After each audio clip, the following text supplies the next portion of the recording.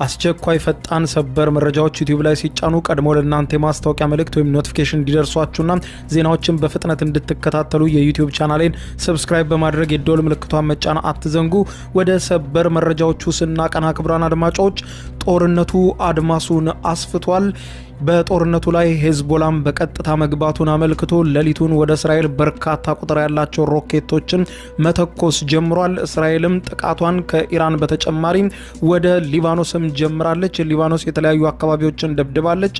ኢራንም ወደ ተለያዩ አካባቢዎች ጥቃቷን የቀጠለች ሲሆን አሜሪካም እንዲሁ በቀጠናው የጦር ሰፈሮቿ ጉዳት ማስተናገዳቸውን ተከትሎ ተጨማሪ የጦር ሰፈር እንዲፈቀድላት አጋሯ እንግሊዝን ጠይቃ እንግሊዝም በሳይፕረስ የሚገኘውን የጦር ሰፈሯን ለአሜሪካ አሳልፋ መስጠቷን በይፋ ገልጻለች። ይህንን ተከትሎ ኢራንም ተኩሷን ወደ ሳይፕረስም አድርገዋለች።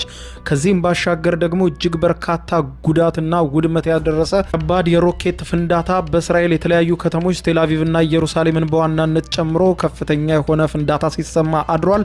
በተመሳሳይ በኢራን የተለያዩ ከተሞችም እጅግ በርካታ ፍንዳታዎች እየተሰሙ አድረዋል። የመካከለኛው ምስራቅ ሀገር መሪዎች ከባድ ስጋትና ጭንቀት ውስጥ ናቸው። የአሜሪካው ፕሬዝዳንት ዶናልድ ጄ ትራምፕ ለመደራደር ዝግጁ ነኝ በማለት ከማስታወቅም በተጨማሪ ኢራን የሆርሙዝ ሰርጥን እንዳትዘጋም ከፍተኛ ስጋት ላይ መሆናቸውን የሀገራቸው መገናኛ ብዙሃን ዘግበዋል።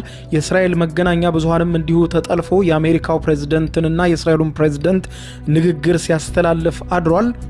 ሁኔታዎች በከፉበትና ጦርነቱ አድማሱን ባሰፋበት በአሁኑ ሰዓት የተሰሙ አዳዲስ መረጃዎችን ዝርዝር እንደሚከተለው ላስደምጣችሁ፣ አብረን እንከታተለው። በቅድሚያም በመካከለኛው ምስራቅ የተቀሰቀሰው ጦርነት ከቁጥጥር ውጪ ይወጣ ይመስላል። ኢራን በዛሬው ዕለት ሌሊትም ስትደበደብም አድራለች። ኢራን ሌሊቱን ሰፊ የተባለ ጥቃት ያደረሰች ሲሆን የእስራኤልን የተለያዩ ከተሞችን ደብድባለች። በተለይም ደግሞ ቴልአቪቭና ኢየሩሳሌም በከፍተኛ ቁጥር ሚሳኤሎች ሲወድቁ በቀጥታ ስርጭት ጭምር ታይቷል።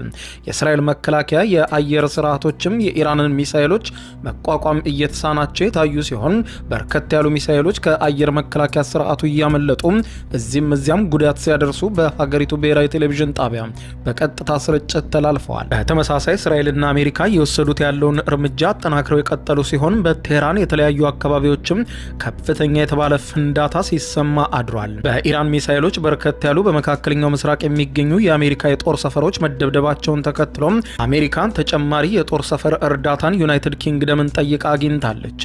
የዩናይትድ ኪንግደም መንግስት ዩናይትድ ስቴትስ አሜሪካ የብሪታንያን ወታደራዊ የጦር ሰፈሮችን ለመጠቀም ጥያቄ ባቀረበችው መሰረት በኢራን ላይ ለምታደርገው ጥቃት እንድትጠቀም ይፋዊ ፈቃድ መስጠቱን የብሪታንያው ጠቅላይ ሚኒስትር በይፋ በሰጡት መግለጫ አስታውቀዋል። በስምምነቱ መሰረት የአሜሪካ ጦር ኃይሎች በብሪታንያ ቁጥጥር ስር ያሉትን ወታደራዊ ማዕከላት በቀጠናው ያሉትን በመጠቀም ወደ ኢራን ለሚደረጉ ወታደራዊ ኦፕሬሽኖች መነሻና መቀመጫ እንዲሆን ዩናይትድ ኪንግደም የጦር ቤዞቿን ለአሜሪካ እንደፈቀደች ተመልክቷል።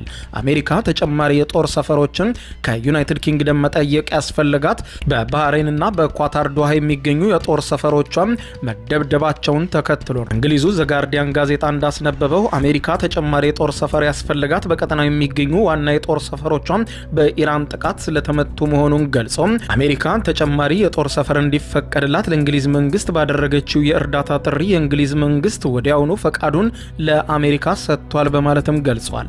የብሪታንያ መንግስት ይህንን ውሳኔ ማሳለፉ ሁለቱ ሀገራት ማለትም እንግሊዝና አሜሪካ በኢራን ጉዳይ ላይ ያላቸውን የጠበቀ ወታደራዊና የደህንነት ትብብር በግልጽ የሚያሳይ ነው ተብሏል። በተያያዘ ዜናም በኢራን ላይ ጥቃት ለመሰንዘር የእንግሊዝን የጦር ሰፈር ያስፈቀደችው አሜሪካ ከእንግሊዝ የጦር ሰፈር ከሳይፕረስ በመነሳት በኢራን ላይ ጥቃት ማድረስ መጀመሯን ተከትሎ ኢራን ወደ ሳይፕረስ የእንግሊዝ የጦር ሰፈሮች ከፍተኛ የሆነ የሮኬት ተኩስን አካሂዳለች ተብሏል። በዚህ እንዳለ የመካከለኛው ምስራቅ ጦርነት ዛሬ ሌሊቱን አድማሱን ያሰፋ ሲሆን ጦርነቱንም ሄዝቦላ ተቀላቅሎታል። በሊባኖስ የሚገኘውና በኢራን የሚደገፈው ሄዝቦላ የኢራኑ ጠቅላይ መሪ አያቶላ አሊ ካሚኒ መገደላቸውን ተከትሎ ለእርሳቸው ሞት እስራኤልን መበቀል እንዳለበት ገልጾ ሌሊቱን ባወጣው ባወጣው መግለጫ የበቀል እርምጃ ለመውሰድ ወደ እስራኤል በርካታ ቁጥር ያለው ሮኬቶችን መተኮስ መጀመሩን በይፋ ሌሊቱን አረጋግጧል። ሄዝቦላ ከደቡብ ሊባኖስ ድንበር በመነሳት በሰሜናዊ እስራኤል በሚገኙ የተለያዩ ኢላማዎች ላይ ስፍር ቁጥር የሌላቸው ተከታታይ የሮኬት ተኩሶችን መክፈቱ የተሰማ ሲሆን ሄዝቦላም በመሪው በኩል ሌሊቱን በሰጠው መግለጫ ላይ የሰማዕቱን አያቶላ አሊ ካሚኒን ደም ለመበቀል በተመረጡ የእስራኤል ወታደራዊ ጣቢያዎችና የድንበር ሰፈሎች ላይ ሮኬት ማዝነባችን ጀምረናል ብለዋል። የመጨረሻው ፍጥጥምን ከእስራኤል ጋር እናካሂዳለን ያለው ሄዝቦላ ይህ ጥቃት መነሻ እንጂ መጨረሻችን አይደለም፣ በቀጣይም በሰፊው በእስራኤል ላይ ጥቃታችንን እንቀጥላለን ሲል ገልጿል። በተቃራኒው የእስራኤል መከላከያ ኃይል IDF ሌሊቱን ባወጣው መግለጫ በሰሜናዊ የሀገሪቱ ክፍሎች በተለይም በገሊላና አካባቢው ከባድ የሮኬት ማስጠንቀቂያ ሳይረን ድምጾች መሰማታቸውንና በርከት ያሉ ሮኬቶችም ከሊባኖስ አቅጣጫ ከሂዝቦላ እንደተተኮሱ ገልጿል።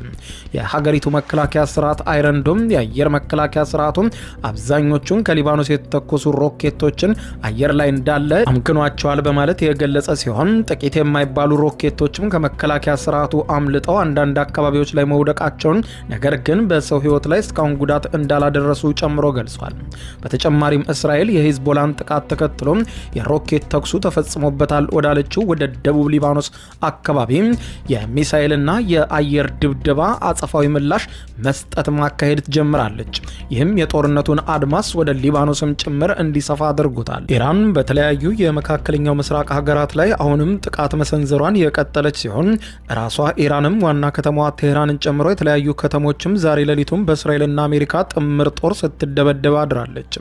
በእስራኤልና በአሜሪካ የሚሰነዘሩ ጥቃቶች የኢራንን አመራሮችና የጦር መሳሪያዎቿን አቅም ላይ ከፍተኛ ጉዳት ቢያደርሱም ዘገባዎች እንደሚሉት ኢራን አሁንም የአሜሪካን ኢኮኖሚና የፕሬዝደንት ዶናልድ ጄ ትራምፕ ፖለቲካዊ ተቀባይነትን ሊጎዳ የሚችል ወሳኝ አማራጭ በእጇ መግባቱ ተገልጿል። ኢራን እስካሁን ድረስ ተጠቅመው የማታውቀውን የሆርሙዝ ወሽመጥን የመዝጋት እርምጃ ልትወስድ እንደምትችል የተጠቆመ ሲሆን ይህም ደግሞ የዓለም አቀፍ የነዳጅ ዋጋን በእጅጉ በመጨመር በአሜሪካውያን የኑሮ ውድነት ላይ ከባድ ጫና ሊፈጠር ይችላል ተብሏል። የዓለም 20 በመቶ የሚሆነውን የነዳጅ አቅርቦት የሚያልፍበት ይህ ወሽመጥ መዘጋቱ የዓለም ትልልቅ ነዳጅ ላኪ ሀገራት ምርታቸውን ለገበያ እንዳያቀርቡ ከባድ እንቅፋት እንደሚሆንባቸው፣ ይህም ሁኔታ ደግሞ በአሜሪካ የነዳጅ ዋጋን በከፍተኛ ሁኔታ በማናር በቅርቡ በሚካሄደው ምርጫ ላይ በትራምፕና በሪፐብሊካን ፓርቲ ላይ ፖለቲካዊ ኪሳራ ሊያስከትልባቸው እንደሚችል ተዘግቧል።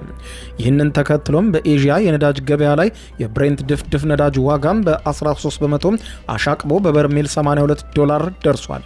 ምንም እንኳን የኢራን መንግስት እስካሁኑ ሰዓት ድረስ በይፋ ስለ ሆርሙዝ ሰርጥ የሰጠው መግለጫ ባይኖርም ከኢራን የልዩ ጥበቃ ጦር ጋር ግንኙነት ያለው ታስኒም የዜና ወኪል ወሽመጡ ለማንኛውም ትራፊክ ዝግ መሆኑን ገልጿል።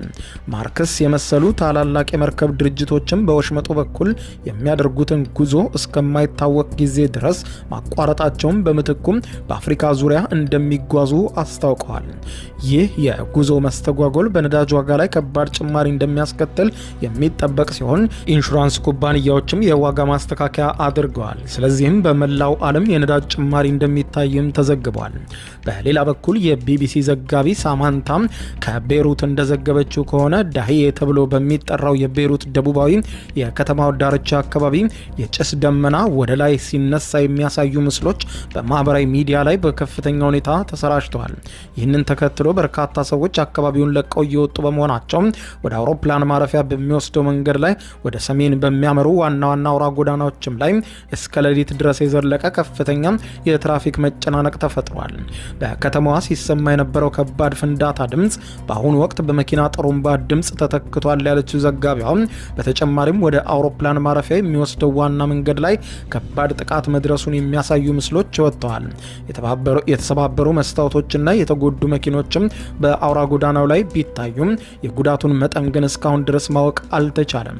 ጦርነቱ አሁንም ወደ ተለያየ ቀጠና ጦርነቱ አድማሱን እያሰፋ ነው። በተያያዘ ዜና የኢራን መንግስታዊ የቴሌቪዥን ጣቢያ የሀከሮች የተጠለፈ ሲሆን የፕሬዝደንት ዶናልድ ጄ ትራምፕ እና የቤንያሚን ኔታንያሁን ምስሎች በስክሪኑ ላይ እያሳየ ሌሊቱን የሰጡትን መግለጫ በኢራን ብሔራዊ ቋንቋ በፋርስ ተተርጉሞ በቴሌቪዥኑ ላይ እየታየ ነው። የኢራን መንግስታዊ ቴሌቪዥን አውታር የሆነው ስቴት ቲቪ ኔትወርክ በሳይበር ጠላፊዎች መጠለፉንና በመደበኛ ስርጭቱ መሃል የአሜሪካው ፕሬዝዳንት ዶናልድ ጄ ትራምፕንና የእስራኤሉን ጠቅላይ ሚኒስትር ቤንያሚን ኔታንያሁን ምስሎች በስክሪኑ ላይ በሰፊው እያሳየ መሆኑን ከቴሌቪዥኑ ላይ የሚታዩ መረጃዎች ያሳያሉ። ዘገባው እንደሚለው ከሆነ የኢራን ብሔራዊ ቴሌቪዥን አውታር በመደበኛ ስርጭቱ ላይ ያለ ነው በድንገት በጠላፊዎች እጅ የወደቀው ነው የተባለው። በዚህም በእስራኤል ጠላፊዎች እጅ ሳይወድቅ አልቀረም በተባለው በዚህ ጥቃት ላይ የኢራን ብሔራዊ ቴሌቪዥን ጣቢያ ስርጭቱን ሙሉ በሙሉ አቆሞ ዛሬ ሌሊቱን የእስራኤሉ ጠቅላይ ሚኒስትር ቤንያሚን ኔታንያሁና የአሜሪካው ፕሬዝዳንት ዶናልድ ጄ ትራምፕ የሰጧቸው መግለጫዎች በኢራን ብሔራዊ ቋንቋ በፋርስ ተተርጉመው እየቀረቡ ሲሆን ተደጋጋሚ ምስሎቹ እየመጡ ለኢራናውያን እየታዩ ነው ተብሏል። ኢራን ቴሌቪዥን ጣቢያውን በቁጥጥር ስር ዳግም ለመዋል እየሰራች ቢሆንም ይህ ዘገባ እስከተጠናከረበት ሰዓት ድረስ የቴሌቪዥን ጣቢያዎቹን ኢራን ከሀከሮች ማስጣል አልቻለችም። ይህ ጥቃት የተፈጸመው በኢራን ተራ ሚዲያ ላይ ሳይሆን የሀገሪቱን ብሔራዊ የቴሌቪዥን ጣቢያ ላይ መሆኑ ጉዳዩን ከበድ እንዲል እንደሚያደርገው ተዘግቧል። ኢራን አሁንም ወደ ተለያዩ የመካከለኛው ምስራቅ ሀገራት የሚገኙ የጦር ቤዞችን በከፍተኛ ሁኔታ እያጠቃች መሆኑን ተከትሎ የኢትዮጵያ ጎረቤት የሆነችው ጅቡቲ ከፍተኛ ስጋት ውስጥ መውደቋ ተዘግቧል። በመካከለኛው ምስራቅ እየተካሄደ ያለው ጦርነት አድማሱን እያሰፋ ባለበት በአሁኑ ወቅትም በአፍሪካ ቀንድ የምትገኘው ጅቡቲ የኢራን ቀጣይ የጥቃት ኢላማ ልትሆን እንደምትችል ሆርን ሪቪው በዘገባው አስነብቧል። ዘገባው እንዳለው ከሆነ ጅቡቲ በቀጣይ የኢራን ጥቃት ኢላማ ውስጥ ልትገባ ትችላለችን በሚል ርዕስ በዛሬው ዕለት ሌሊት ባወጣው የትንታኔ ዘገባ እንዳለው ከሆነ ጽሑፉ አግልቶ እንዳሳየው ጅቡቲ ይህ ስጋት የተጋረጠባት በዋነኝነት በውስጧ በምታስተናቅዳቸው የውጭ ሀገራት የጦር ሰፈሮች ምክንያት መሆኑን ገልጿል። ጅቡቲ የአሜሪካን ግዙፍ ወታደራዊ ማዕከል ጨምሮ የሌሎችም ምዕራባውያን አጋር ሀገራት የጦር ሰፈሮችን አቅፋም በውስጡ የያዘች በመሆኗ የኢራን ወታደራዊ እርምጃዎች ቀጥተኛ ኢላማ የምትሆንበት እድል ሰፊ መሆኑ ተመልክቷል። ጋዜጣው አክሎም እንደሚለው ከሆነ ጅቡቲ ከየመን የሁቲዎች ይዞታና ከቀይ ባህር ጋር ያላት እጅግ ቅርብ የሆነ ጂኦግራፊያዊ አቀማመጥ በመካከለኛው ምስራቅ የተነሳውን ጦርነት በቀጥታ ወደ አፍሪካ ቀንድ ሊያዛምት እንደሚችልም አመልክቷል።